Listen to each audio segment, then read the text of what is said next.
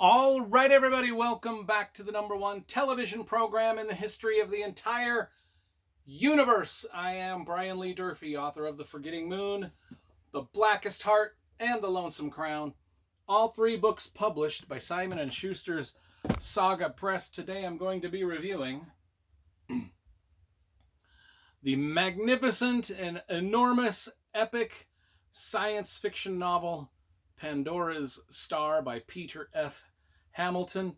It is part of a duology of novels.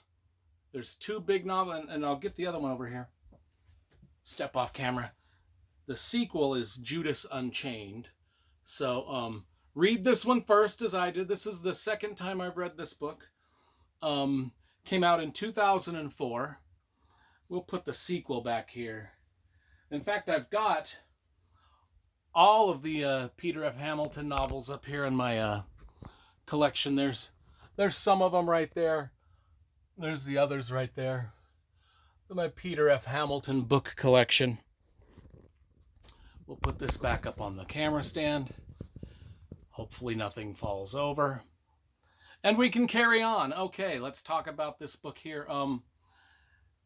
The cover first. You know I love graphic design and cover illustration.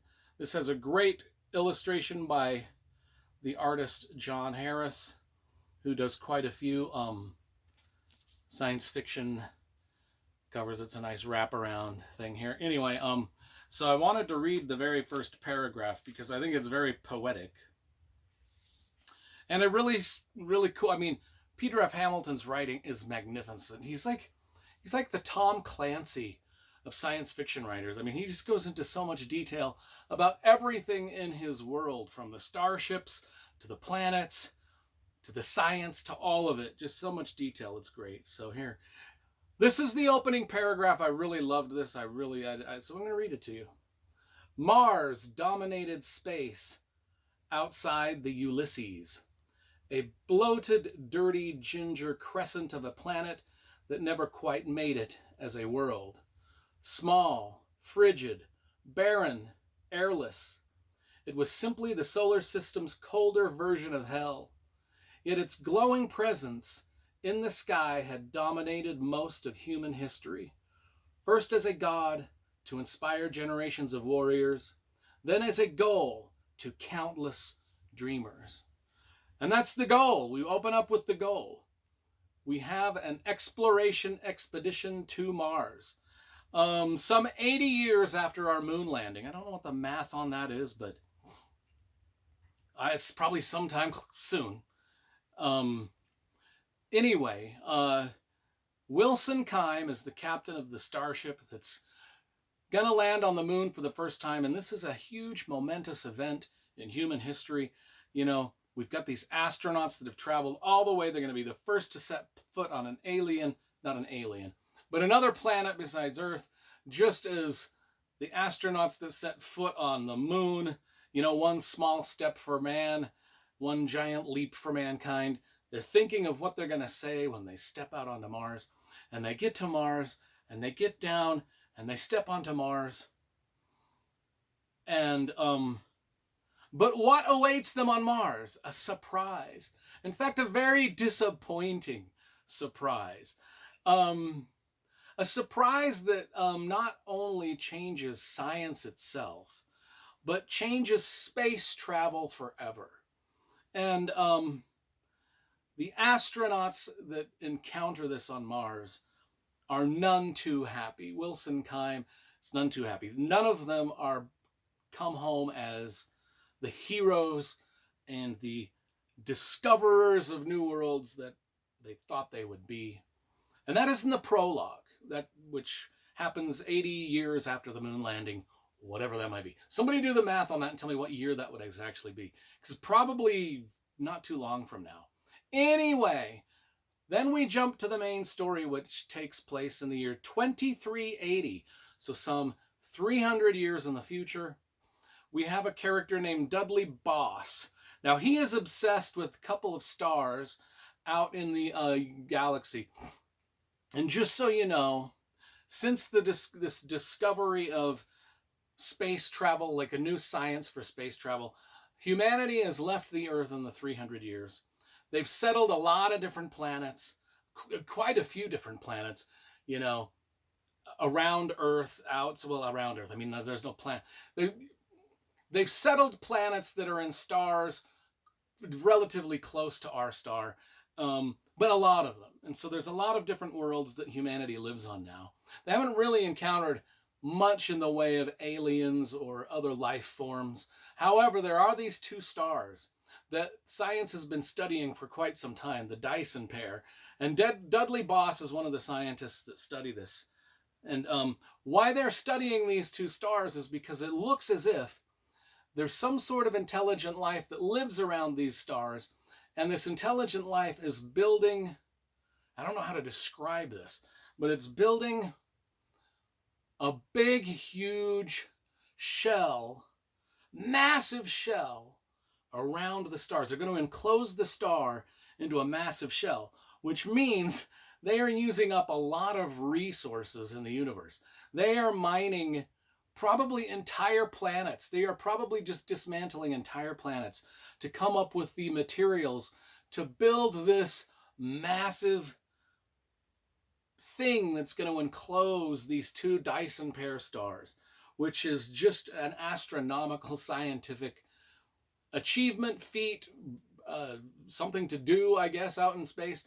Why are they doing this? Scientists don't know, but they're slowly watching these two stars become enclosed in this massive construct that these and so they don't know much about it other than from their distance and their telescopes. They can kind of see that it's happening. And then one day, Dudley Boss, one of the scientists that's tasked with studying, he notices that one of the stars just disappears like that, almost as if the construction of the shell is completed in a nanosecond, and suddenly the star vanishes. Now this sets off a chain of reaction throughout humanity.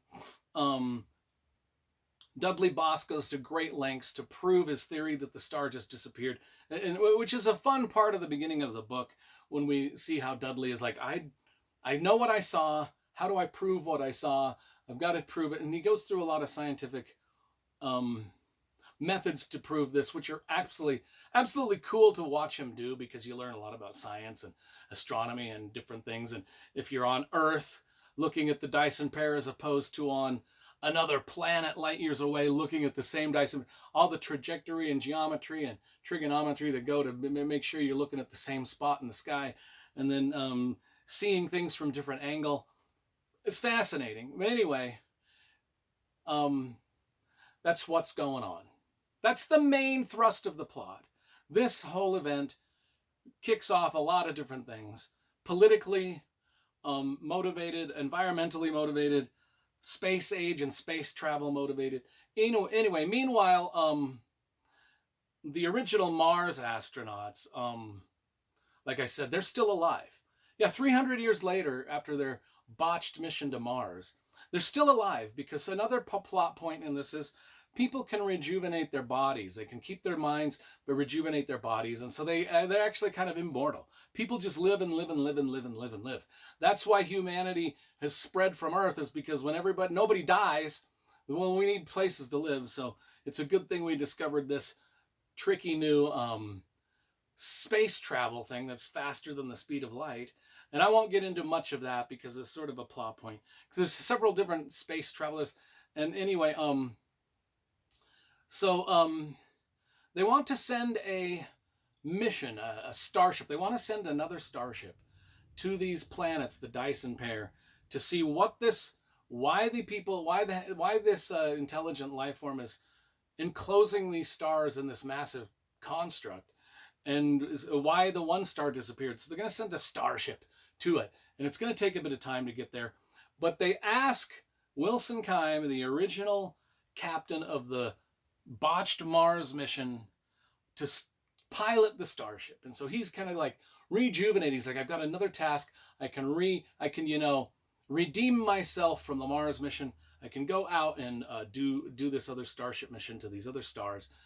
Another grand discovery. We'll see what's out there. We'll see what this massive piece of construction looks like that's encircling an entire star. We'll figure it out. Well, as they head out, Wilson, there's these other people called the Guardians of Selfhood. And this is where the political intrigue, there's so many characters in this. I'm only mentioning the one guy. Well, the two guys. I mentioned Dudley Boss and Wilson Kime, but there are probably 24 characters in this, playing and plotting and soap operaing their way through this massive, huge, epic science fiction story. And that's the fun of it. I mean, it's huge. It's 1,000 pages. This one's 1,000 pages. This one's 1,000 pages. It's 2,000 pages of just epic science fiction. Now, as the starship heads towards these two stars, the Guardians of Selfhood are a group of people that are completely opposed to this mission. Of course, we're always going to have, no matter what humanity does, if part of humanity wants to explore the stars, there's going to be another part that's like, no, we're going to sabotage that along the way every time. And so the Guardians of Selfhood are opposed to the mission. And Wilson Kime, as he's on the starship, he begins to suspect that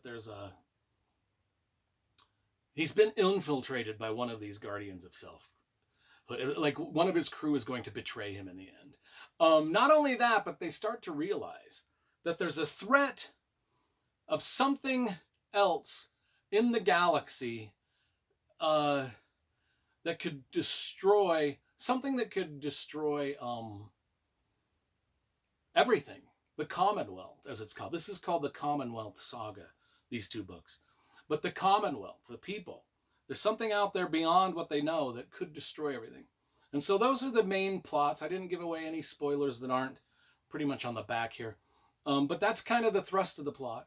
And just know that there's dozens of more characters that I didn't mention, doing dozens of more cool things in this book. Chasing each other about, falling in love, betraying each other, going on adventures, scientific discovery stuff, betrayals, assassinations. It's just an epic, epic story with a big grand theme of these two stars that are being, for whatever reason, enclosed within. Can you imagine? I mean, just think about how much material that would take to actually enclose the sun in some sort of construction project that encircled in the whole sun. Like you got the sun here, like a little jelly bean, and then you enclose it in a thing the size of a basketball. It's just insanity. But a good premise for a science fiction novel, and maybe it's really happening out there in the universe somewhere.